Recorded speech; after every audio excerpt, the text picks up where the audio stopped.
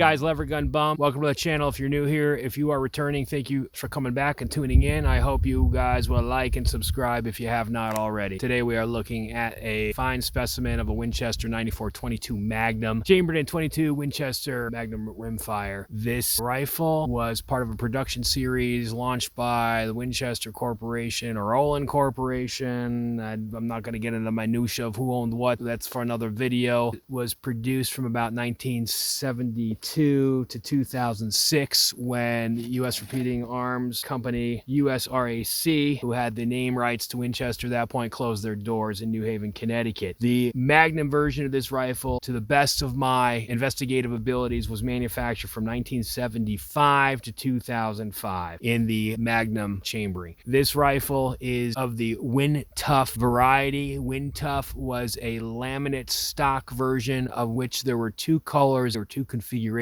manufactured that I am aware of. The brown gold version that you're seeing here and a camouflage version, which is kind of a green, blue, maybe some red stain. Super cool in my opinion. Very subjective as well. Some people don't like WinTuffs or they like the gold but not the camo and vice versa. I think they're super cool. I hope you do too. So what I've got going here is a rifle that rarely comes out of its protected area. Long story with my background of lever guns, but I do carry lever guns for my work and lifestyle in rural America in the ranching and farming type communities, usually 16-inch varieties, and my favorite guns I have thus far demoed on this channel, that being a Winchester 94-22 Trapper, a Marlin 1895 that was moved into a Trapper configuration, and then I also have a Model 39 Marlin that is not a Trapper, but it's just kind of my beat around the woods gun. I've done a video on that. That was well received by you folks. Thank you very much. Shortly after purchasing this rifle back in my early years, my nascent years of getting into lever guns, not really understanding what I was doing, I came to realize that I really like 16-inch barrels. I've been working in a capacity for decades now where I've carried firearms for various reasons. When I'm at the home and ranch configuration, I like a compact carbine. So 16-inch at some future date in the correct jurisdiction, I wouldn't rule out an SBR version, something like a 14-inch. That's something to deal with at a later date. Shortly after purchasing this rifle and a few others like it, chambered in different calibers, I came to realize that the 20-inch or really 18-inch or longer barrels were more than I like to tote around. I just find them to be elongated, kind of broomstick-y.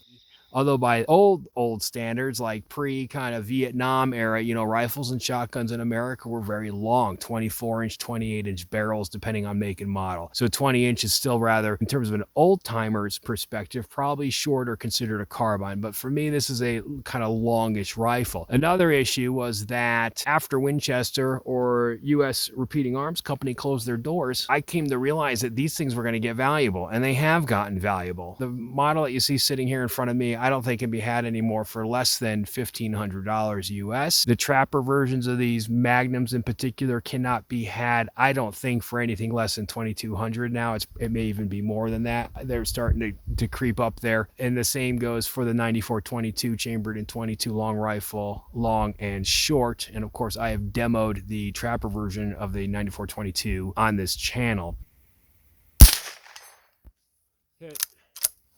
So much to consider. The version that you see here is stock configuration with the exception of there is an aftermarket scope on it that came with this rifle, a Tasco fixed power 4x32, I believe, made in Japan. So good stuff. And a hammer spur. It does wear the hooded front sight. It does have the buckhorn rear sight. Just a beautiful gun. The laminate really pops out, particularly as I've got the western sun setting behind me. The glossy, almost black, midnight black bluing on this gun is exceptional and just makes it a very attractive piece. For today's demo, or what's going to turn into several days of work, I think, I've got from left to right on your screen here a scale as I intend to weigh this rifle. I've got a cornucopia of different types of 22 Magnum rounds, and then off to the right there I've got my trigger gauge so we can find out what the trigger pull on this rifle is.